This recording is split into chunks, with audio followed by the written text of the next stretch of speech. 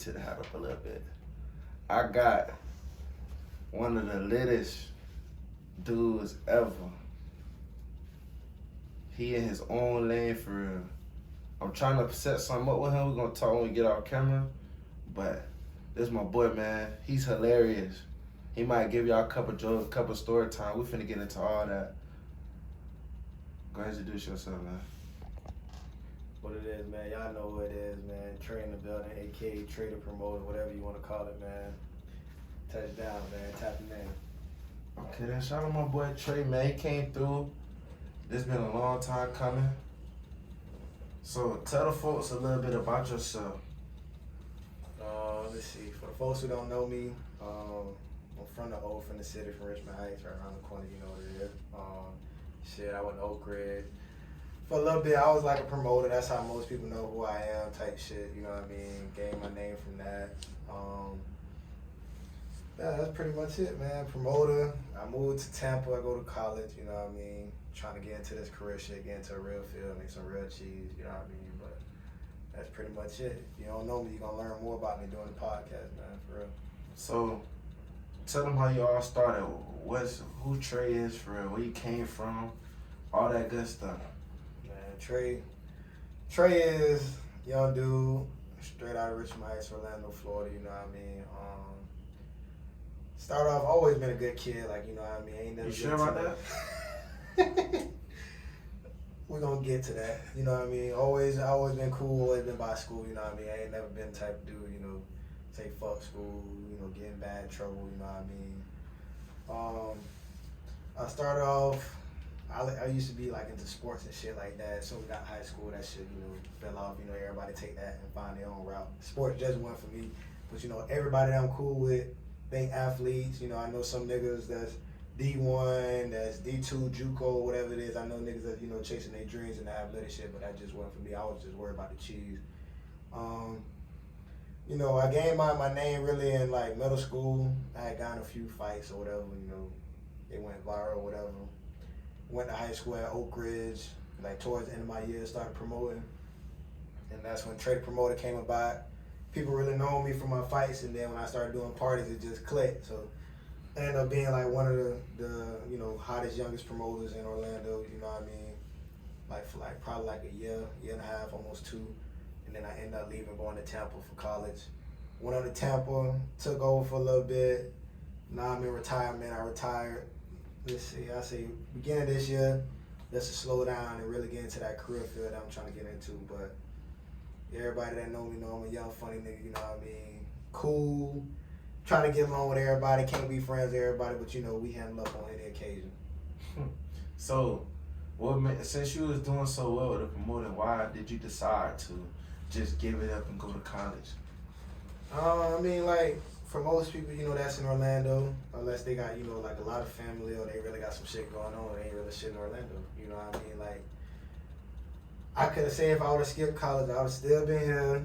You know what I mean? It's like at least over 20 promoters here. So now it's coming to play with competition. You got to try to outdo niggas. You got to try to connect with niggas. And speaking about promoting niggas, you can ask really any promoter. Niggas ain't really...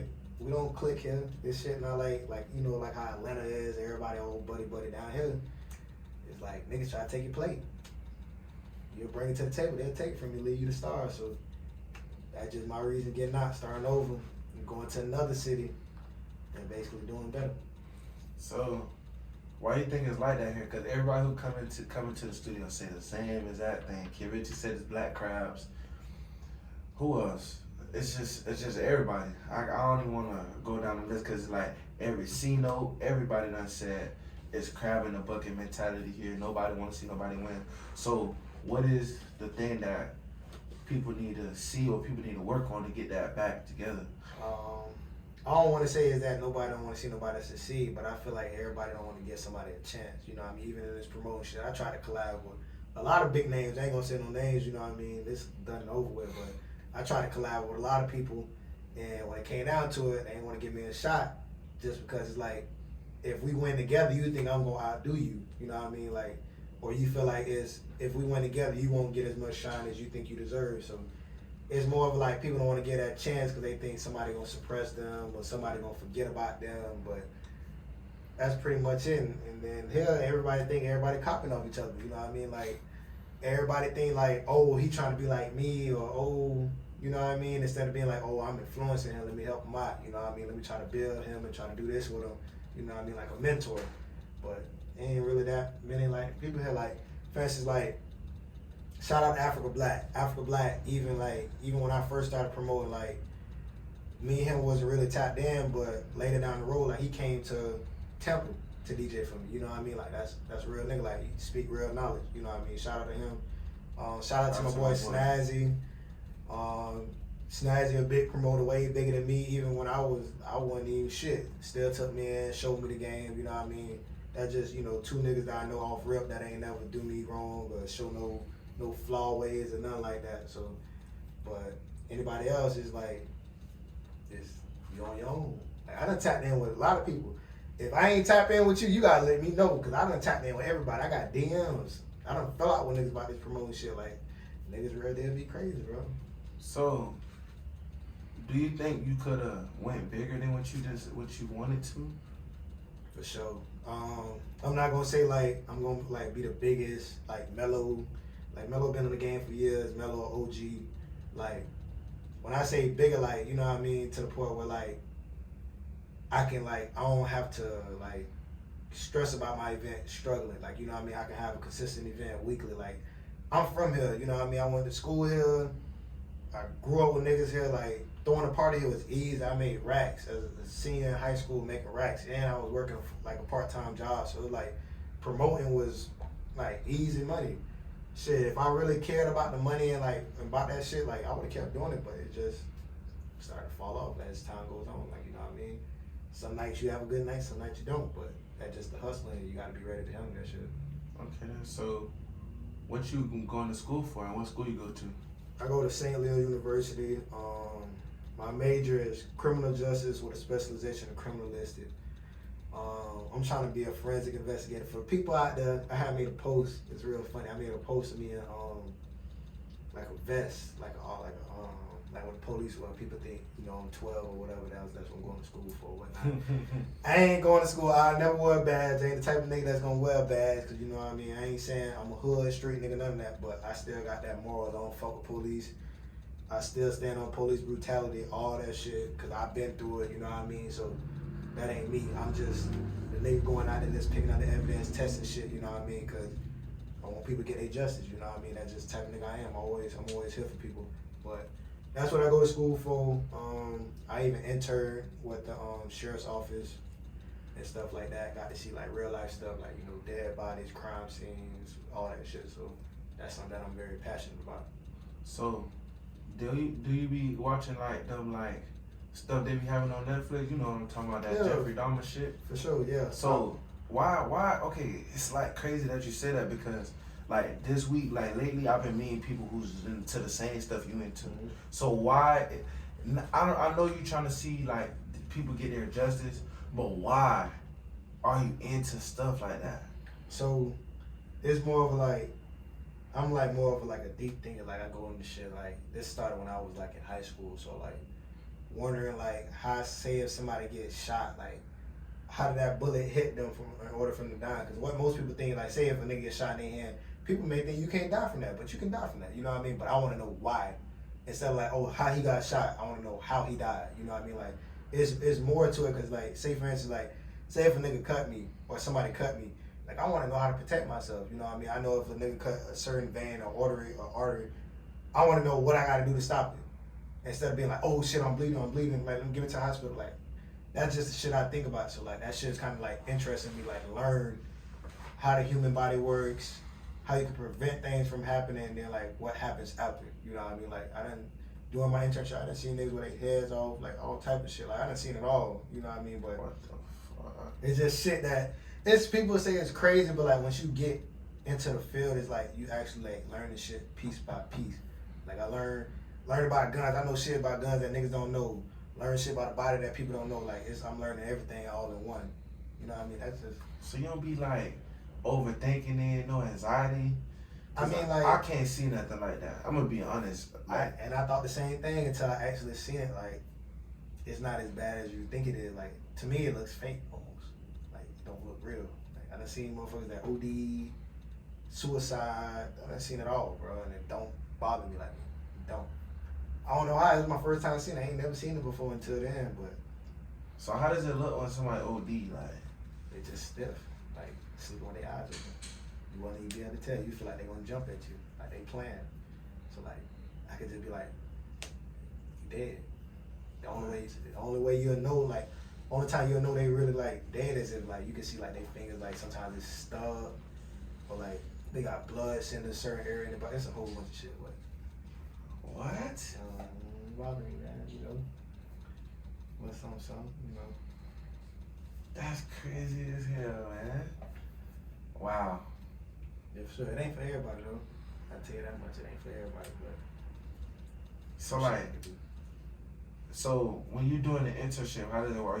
Is it paid or you just? Nah, it's just voluntary. Like, you know what I mean? I'm just going out there to get hours and experience. Like, this is something I'm passionate about. I don't care about the money. Like, if I cared about money, I probably would have been here still. Like, money, like how I see money is, you know what I mean? Like, you can't take money to the grave with you. Like, money gonna come and go. You know what I mean? Most people, like, what a lot of niggas think is they intake so much money and they think that shit just living life. Like, it's good to be rich. There's a lot of niggas that's rich, but what you doing with your money? You know what I mean? Like, make investments. Like, most niggas got a lot of money, ain't got no car, they ain't got no house. They ain't taking care of their people. They ain't putting nobody on. Like, that's all that shit is what I'm doing while I'm making money. Like, if I wanted to, I could still promote and make extra money, but that's not something I want to do. You know what I mean? Like, I'd rather take shit slow, get into my career, and still be able to put people on like I'm doing right now. So. Okay then. So, what's your next step? What's your next goal? Like, what exactly is Trey's mindset right now? So right now, I'm a president of an organization. Shout out to my organization, St. Leo BSU. BSU is a black student union, like on campus. So, you know, I'm in charge of like a large variety of kids that like to come by and learn about black history, black freedom, black excellence and stuff like that. So my goal right now is to be able to mentor men and women and, you know, possibly like help them with everything they're going through. Like, people in my organization, and some of them younger than me, so like I want to teach them and like mold them into better people and prevent them from making the same mistakes I made as like when I was young. You know what I mean? We still have fun, like, you know, we throw parties, we have like little events and stuff like that. But my goal, I feel like my goal in life is to help people and like be that giver for people. You know what I mean? Like, help people out and get them to a place they want to be at. Cause I ain't had that help. I was solo, and I don't think nobody honestly can say they can help me. Like, my daddy wasn't in my life, you know what I mean? My mama did everything from my aunties. Like, women, I was raised by women, so it's like seeing them go out there and do it on their own, I can do the same thing, but I want to help other people prevent that from happening in their life, because the shit hard, it ain't easy. I feel that. That's how I started off in my life. Shout out to my mom, shout out to my aunties. Y'all seen them on the podcast. If y'all haven't, go watch that video. That video is one of the best videos I have. But just having that female perspective, how you use that to your advantage? I mean, like, what I think is females are very, like, you know, females have a lot of knowledge, you know what I mean? I won't knock no female down. Like, I don't talk trash about no women, nothing like that. Women are very smart, and like, a lot of women open my eyes to this day, because niggas, like, how niggas think, unless you got like a real solid group of homeboys and partners, like, niggas think very straightforward. They don't think outside the box. Like, you know what I mean? Like, women, on the other hand, they think it's like, what if this happened? What are you gonna do? They give you options. They open up doors for you. You know what I mean? Like, niggas just be like, I'm gonna do this. I don't care what happened. They don't think about no plan B or no plan C or none of that. Women, on the other hand, they always on the lookout for something else to happen. They always have a backup plan. So that just, like, when my aunties, my mom and stuff like that, they, like, even with sports, they talk like, sports is sports. You can get hurt. That'll be it. You know what I mean? Like, what's your backup plan? And most niggas don't think like that. It ain't nothing wrong with thinking like that. Like, you know what I mean? Of course you want to go to the league, you want to go far in life with sports, but you always gotta have a backup plan. You know what I mean? That's just what people talk. That's my the women in my life taught me, and that's why I am who I am now. Because, you know what I mean? Like, if I would have just thought sports was gonna be for me, I probably would never found out about, like, you know, criminal justice, or I probably would never been a mentor in this organization. I probably would have just still been going to different schools, trying out, and not looking at the bigger picture, what I could be doing right now for the community. Okay, then, so how I feel to be having control of all them kids and doing stuff like that? Um, I think it honestly made me feel good. You know what I mean? Just to make it like seem like it's an impact in people's life. You know what I mean? Like certain kids that I know, like majority of my, we call it an e-board. Um, they from out the country. So like some of them they from the Bahamas, Virgin Islands, Jamaica. Like they're not from the U.S. So like they see a lot of shit here that's very different for them, and they like, oh shit, like what is this? Like what am I supposed to do on this? Or you know what I mean? So me being able to teach them the ways how it's supposed to be here, and they teaching me the ways how it's supposed to be there, is like a learning experience for both of us. You know what I mean? Like you learning somebody else's life, and that shit'll open your eyes. Cause half the shit that go down here is way worse over there, and that's one of my goals. Like for my organization is to open up the black culture eyes, cause everybody only care about what's happening here. Like you don't hear what's going on in Jamaica, you know, Bahamas. Like unless shit just viral, like unless it's a war or something. Like you don't hear that. You don't hear that on the news. The news only care about what's going on here. When there's other people out there that's suffering way worse than us. So that's pretty much it. Okay, then, so what was like the biggest struggle for you doing and being a black leader at your school? I want to say converting, cause you know what I mean. Like I'm not gonna say like I'm used to being a leader. You know what I mean. I'm the type of dude. I'm laid back to where like I'm the person that's gonna sit in the back of the room and listen to everybody and learn. Now it's like I have to get into that person that steps up and be the one that speak and influence everybody. So it's like paying attention to what you're saying, paying attention to what you do, because since you are a leader, you're influenced a lot of people.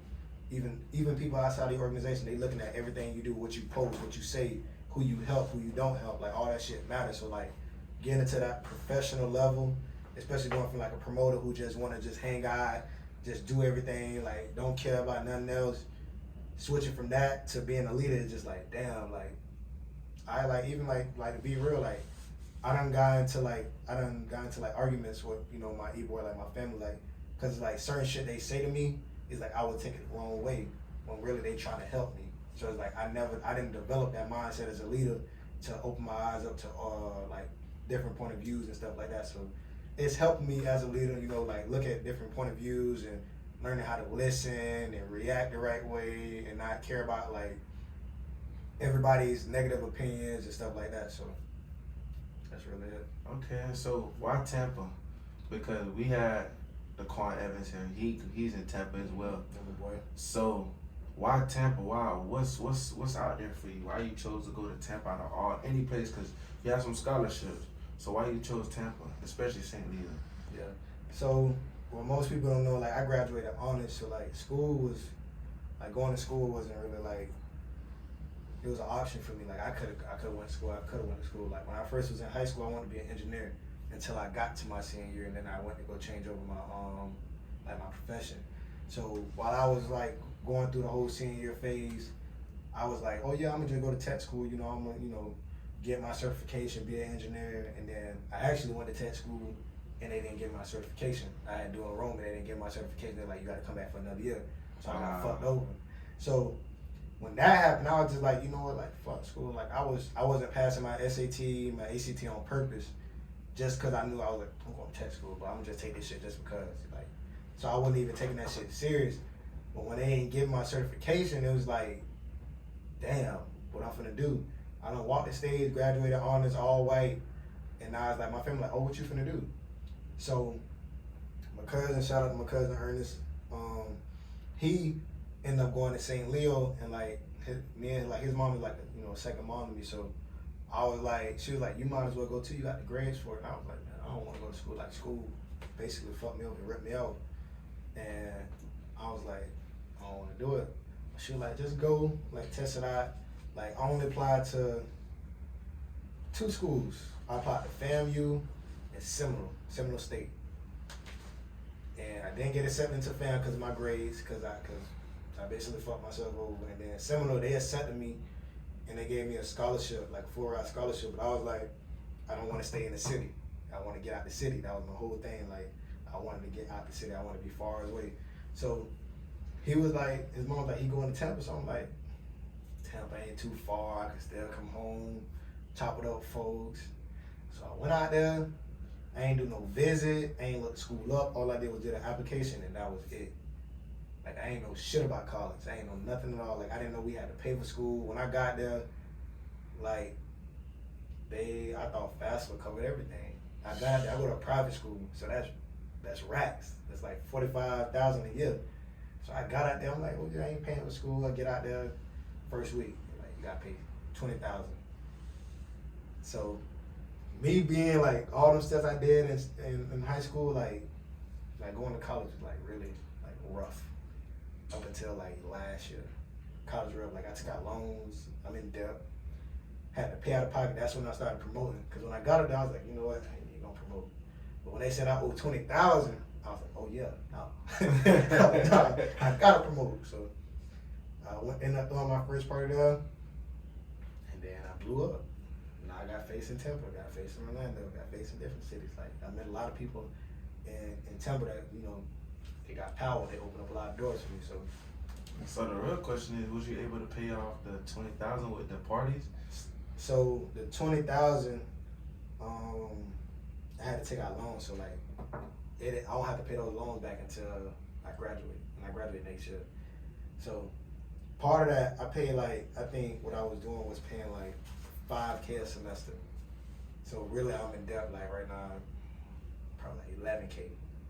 $11K is a lot, but at the same time, it's not a lot. You know what I mean? You just gotta know how to break that shit down and get that shit moving. But I ain't in debt 20K. That would've been wild though. That would've been wild as shit. So what's the next step? Your senior year coming up. What's the next thing? I graduate in May. The next thing that I got coming up is, you know, I'm just trying to get into the field. You know what I mean? Start working for different agencies and shit like that. Try to get my foot in the door. That way I can be what I really want to be. It's gonna take time and stuff like that, but I'm willing to wait. I ain't in no rush. As long as I'm making good money, I can provide for myself, look out for people. I'm chilling. I ain't really worried about it, like the steps I had to take to get there. But I ain't being no police officer, no deputy. I ain't being none of that shit. What if you gotta do that to get where you need to be? I'll find another profession. It's that simple. That's just something that I stand on. You know what I mean? This is what I talk about daily. Like, when folks fuck up people's mental health, and that's something that I'm big on. Like, I stand on that shit. So if that's the way I gotta take, that's another reason why I cut my hair, because I thought, you know, I had to cut my hair. That shit, I ain't even have to cut my hair. Like, so. Why did you cut your hair was like the trademark? Yeah, it was. You know what I mean? But I thought I had to do that, and when folks say I'm gonna do it. So, like, I missed out on getting tattoos. They told me you can have whatever tattoos. I started all that shit just so I can be perfect and be able to climb that ladder successfully. So why you feel like you gotta be perfect to get in your profession? If you gotta be perfect for something, I don't think. So that's the field I'm going in, statistics wise, like, I have yet to see a black forensic investigator. That's the name of my, like, the position.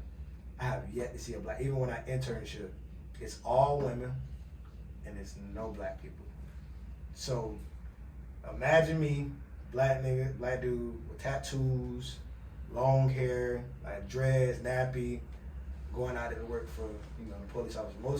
Most people that work for law enforcement, they got nice haircut, low trim fro, they don't got no tattoos, or some of them don't got no tattoos, and then most of them not black. Like, if I'm being real, in any agency, I would say the percentage of black people in the law enforcement is probably like 20%. Wow. 20%. I'm gonna be real, probably 20% or lower. You know what I mean? Most is predominantly white.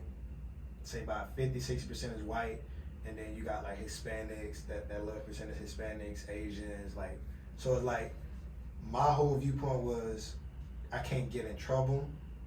Like, I can't do anything to hinder my chances again there, and stuff like that. Even like I got in trouble back in middle school. I went to the JAC, called a felony for fighting. I had a felony battery, and when I did my internship, they was like, "Oh, what happened with this felony battery? If you can't tell us this, we can't allow you to come." But I'm like, damn, that's charges got dropped, it's expunged, it's all the way in middle school. But you telling me if I can't explain to you what happened, I can't get it. So like it'd be like little stuff like that hinder your chances. So my whole thing was I have to be perfect. Like, I don't smoke, I don't drink, I don't go out no more, I don't club or nothing, just cause it's like I don't want nothing to get in the way of something that I really want to do. Like, I don't want to be perfect, but I just want my little ship to be sailing the right way. I don't want no bumps, even though it's gonna be obstacles, but I want it to be as clear as possible. Okay, then. So that's crazy because I feel like when you have a profession or something that you want to do that you're passionate about, per se anything, I feel like you should want to do it. It's like I watched a commercial. I don't remember. It's like a Daytona like surf. It was a guy who was surfing, but he's like a lifeguard or some shit like that. And he was talking about how that was his dream, so it didn't feel like a job. And that's like this for me when I do the podcast. I don't feel like like when I first started, I felt like I had to be perfect. I had to sit here and look in your eye and do this. And I felt like, but I was like, if I love it and I be raw with it, I feel like it's gonna come to fruition. Everything's gonna come. It might be bumps in the road, but if I love it, people will see that I'm doing it for I love. So that's why I was asking you, like, why you feel like you gotta be perfect? Cause you already a quiet person. You don't mess with nobody. Yeah, everybody fights, whatever. Everybody done did that. But it's like, why you feel like you gotta be perfect? Why you feel like you gotta do this? But I get what you're saying. Yeah. Cause that's how I feel. Like I don't got no tattoos. I ain't got no long hair. I ain't got nothing. So it's like that's what I wanted to know because a lot of people have different reasons why they want to do certain things that they want to do. So that sounds about right. Yeah, just color your skin, bro. It gets you a long way. Like I'm in a class. We always talking about like privilege. You know what I mean? Like based off the color of my skin, I get privilege taken away from me. Like even though I don't care about that, but it's like a white man can go do something, but I can't. Or if he do something, I have to do it to a certain extent. If I don't, like if I go over that, I get judged or I get, some disciplinary action gotta happen, you know what I mean? So it's like being able to like be inside of an agency where it's like you're not always welcome. And there's something, like I said, I'm passionate about it. Even though I'm not welcome, I don't care. It's not gonna run me away. But I'm not gonna do anything to allow these crackers to be like, no. That's it. Like even when I get my foot in the door, I'm not gonna change. I'm not gonna do nothing. It's not like I'm changing my life to fit their description, but I'm just making sure I'm good. That way I can do something that I really love to do. They won't get in the way of me trying to be in love like with something I want to do. So like as far as like getting tattoos, having hair, like that's temporary stuff. That stuff can go away. So it's not like it's like ruining my life. I can wait on like going to get drunk at clubs. I can wait on that. So even with promoting, I can wait on that. Like, you know what I mean? It may take a little, a little get back to who I was, but it ain't going nowhere no time soon. Club's still gonna be here. Club's been here for years. They ain't going nowhere. So I cut off all the temporary stuff that they can go away in a day, or it's something that I can always come back to. So it's not like I changed Trey and like I still talk the same. I'm still the same dude. Ain't nobody gonna make me like stop doing the stuff that I already do. But the temporary stuff, hair, tattoos, clubbing, drinking, smoking, is always here. Okay, so you spoke on mental health. Mm-hmm. So how you feel about that? Because I ask everybody this because I want to see what you do, like what's your hobbies and how you dealt with it or a situation that you dealt with mental health. Well, a lot of people don't know the reason why I am quiet. Like I've been through a lot of shit, you know what I mean? Like I said before, like I'm not, no hood nigga and nothing like that. But I done hung around people and I got in certain situations where it was like, it'll fuck you up, you know what I mean? And then knowing like my position, like life growing up, it wasn't easy. Like I ain't saying like I was poor or nothing, but like people ain't want to hear me out. People ain't want to listen to what I had to say, and I had to deal with that shit myself. Like I didn't have help, you know what I mean? Like especially paying for shit, getting what I need to get. I ain't have help, you know what I mean? My family did what they could do, and I appreciate them for that. But it's like, even as having somebody that I can talk to or go to, like I ain't have no father. Like, you know what I mean? I can't go to my mom and buy male shit. So it's like I have to sit down and beat myself up because nobody else want to listen to me. But the reason why I stand on mental health is because like, for instance, with me, I'm more of a giver than a receiver. You know what I mean? Like I give out help, but I don't get no help. You know what I mean? Like even when, like to this day, like I can't go to nobody and talk my problems, but it's different coping mechanisms that I use and what I tell other people to do is like that's what I do to cope with my pain and with my stress and with my depression, because like you can't always depend on people. Like what some people say, oh, I'll just smoke and it'll go away, or I'll just drink and it'll go away. And that's something that I tell people, like they be like, I'm gonna just go to the club and we're gonna have fun, but I'm like, that's temporary pain. Like you getting rid of that for the night. When you wake up, it's gonna hit you even harder. You're gonna be like, damn. You're like, damn, this shit just happened. Like this shit just fucked me up. But like, that's something that I speak on. Mainly, it's mostly for like males, because it's like, for instance, I got an event going on at my school. It's supposed to happen in November. It's called Black Men Don't Cry, which is something that like I think is true. You know what I mean? Some men don't cry because they think it may make them look soft. It may make them look like they can't control themselves. It may run women away from them, or like it'll cause a negative outlook on their appearance. You know what I mean? So that's something that I really like preach out. Like I help a lot of dudes. You know what I mean? Like me and my homeboys, we help each other just because it's like you feel like as if a man, like if you show emotion, like it makes you soft. Like it makes you not acceptable. It makes you look like a little girl. It makes you like stuff like that. So that's pretty much it. Listen, y'all. This is a totally different person than I met. I ain't even gonna lie to y'all. This is a totally different person than what I met. He was different. Like now I see him turning and maturing into a pillar into the community for real. And I'm proud of him for that. Like I ain't gonna lie, I had a whole different like expectation for this pod. But it's like going in the direction that I'm glad it went in, because a lot of people not gonna speak on the thing that he just spoke on because they don't want to look crazy. They don't want to talk about stuff like that. So I'm happy that he actually opening up and actually saying the certain thing that he's saying. But I want to give a story time, because I like to give a story time to all the people that I had encounters with before they became who they are today. So when I first met him, was back at the tech school. He was popular already when I met him. I knew him from Instagram. I ain't never seen him before until I got to the tech school.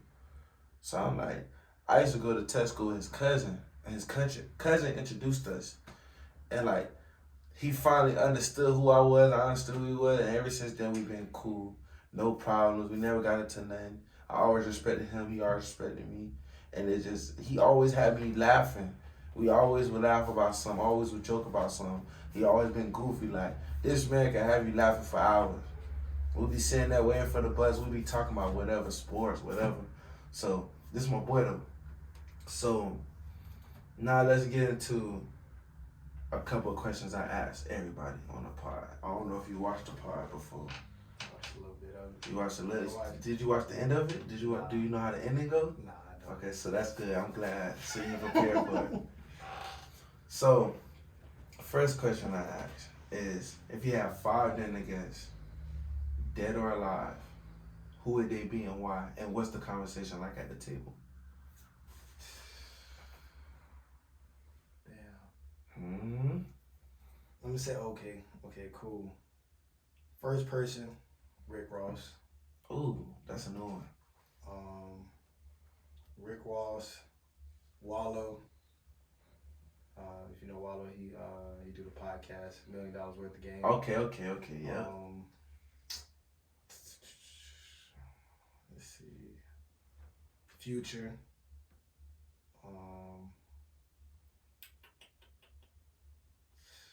Yeah, that's tough. I don't want to say wrong people. There's a lot of niggas that I would love to talk to. Meek Mill. Yeah, number 5 gotta be good.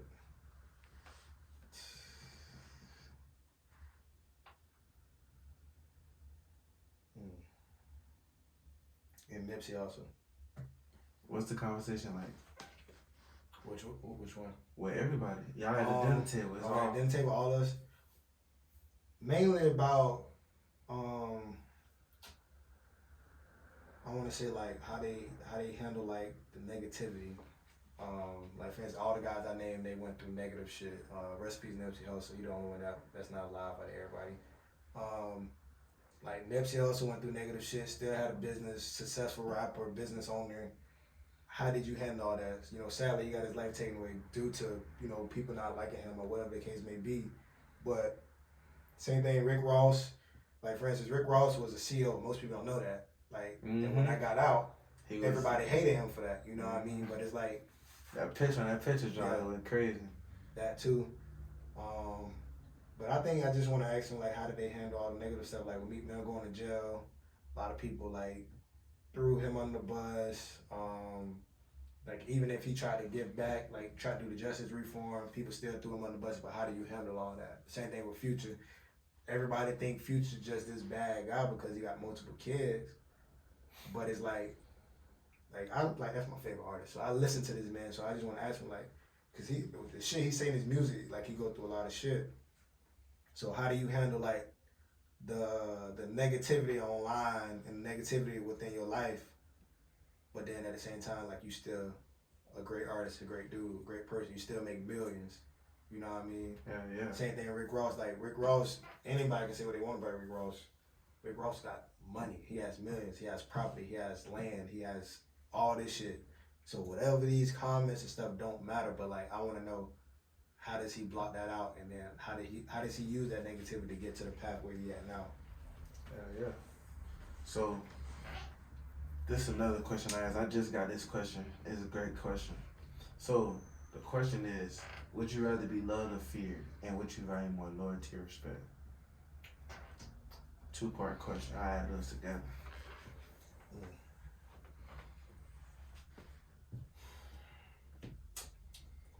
Just the question that hits everybody.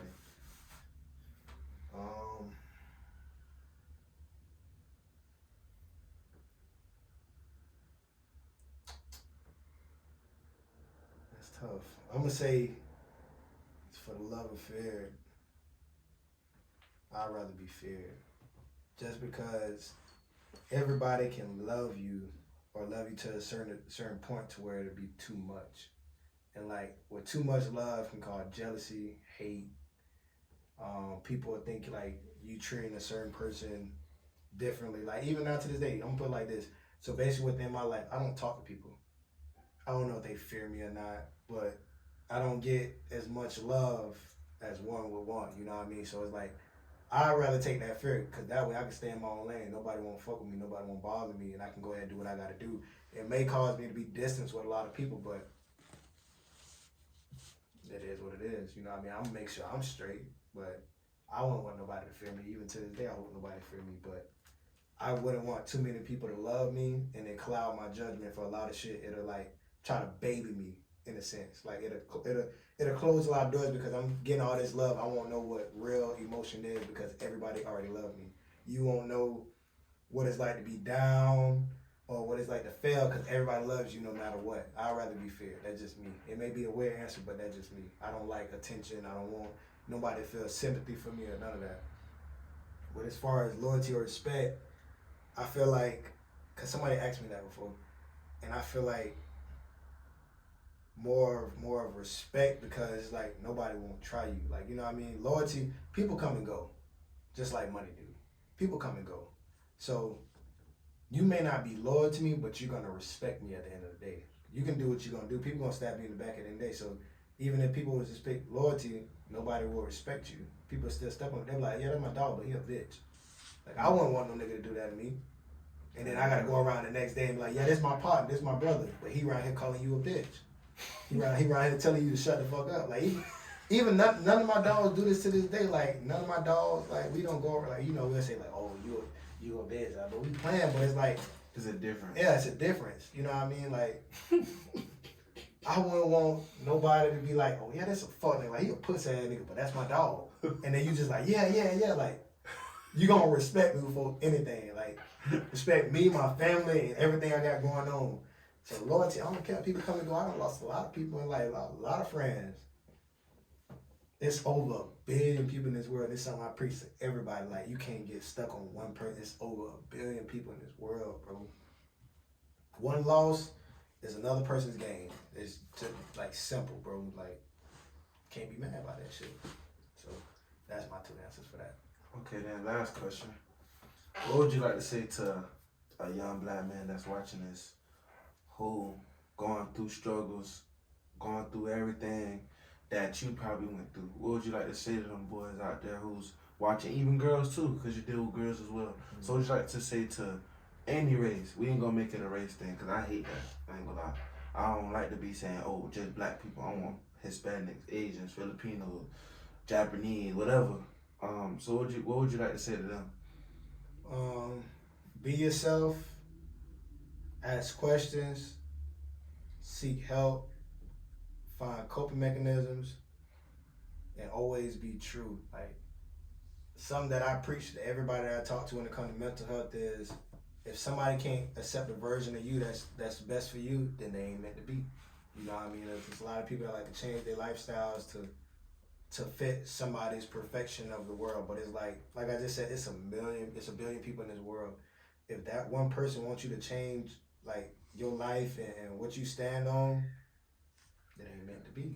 People come and go, bro. Like money, come and go. So it's like, if you can't be true to yourself, if you gotta like switch it up to fit in, what's the point? Like, whereas I lost so many friends because I posted a picture of me in a police uniform. A lot of niggas stopped fucking with me. A lot of niggas unfollowed me, was in my DMs on Facebook talking crazy just because I posted something in that uniform. They didn't ask me what I was doing, what I want to do in life, nothing. A lot of niggas stopped fucking with me. And I didn't get bothered, because if you don't like what I like, if you don't like that for me, then I don't need you around me. And that's just something that I look back to this day. It's just like, it's so funny to me, because like every time I go around somebody, they be like, you the police, you this, you that. But I'm like, if I was really all this and that, think about all the dirt I done did, like with certain niggas, like, y'all could have been gone. But niggas don't think, bro. Niggas just judge me because I'm wearing a uniform. You know what I mean? They don't see the principle. They don't see the principle behind it. Because like, what I tell people is, like, for instance, my case, that's why I said justice. People want justice for their family. What if I'm that forensic person that got to go out here and do this scene for you so you can find out who did this? If you take all of them away, where's the justice in anything? If you got nobody that's going to investigate, how you going to get answers? How you going to know who broke into your shit? How you going to know who killed this person? Like, some of that shit, like, you know what I mean? Like I said, I'm from the hood and shit. Like, you know, you got to stand on business, and certain stuff shouldn't be answered. But I'm saying for the people that deserve it, like, shit that's fucked up. You know what I mean? Like the moms and aunties, yeah, like, brothers and sisters, the like cousins. if a mother lose her 5-year-old son to some shit that ain't have nothing to do with him, she want peace. She want to be able to sleep at night knowing like that she got answers. You know what I mean? Like, I'm not into I don't care about beefs. Like, we don't even see shit like that, like, in the field. I mean, we don't go, like, the shootouts and all that. We don't do none of that shit. That's federal. That's federal. Like, I don't care about none of that shit. I'm talking about for the people that don't have that. That shit ain't got nothing to do with them. That's what I care about. So, people just misjudge me, bro, when it comes to shit like that. I don't care. I don't. I feel that. So, man, we're going to have Trey on again, man. I need to give him some more out there so people can see what's going on for real. But shout out to him for coming through. It was short notice for me to do all this because a lot of things happen. That's why it's a different setup today. But I want y'all to damn, I'm fucking up today. I don't know what's going on. But I want y'all to follow my boy, man. He got a lot going on. I'm going to try to go to that event that he got. I'm going to try my best to get out there because I want to support. I love supporting. But y'all, like, comment, subscribe, and we out. Yo, it's your boy Nate, man. The hottest podcast out right now. What We're All Thinking podcast. Man, y'all need to go like, comment, subscribe for real, man. This podcast going up. We got bangers on the way. A lot of bangers, man. Y'all go view them last 2 episodes, man. If y'all really vibe with me. And we out.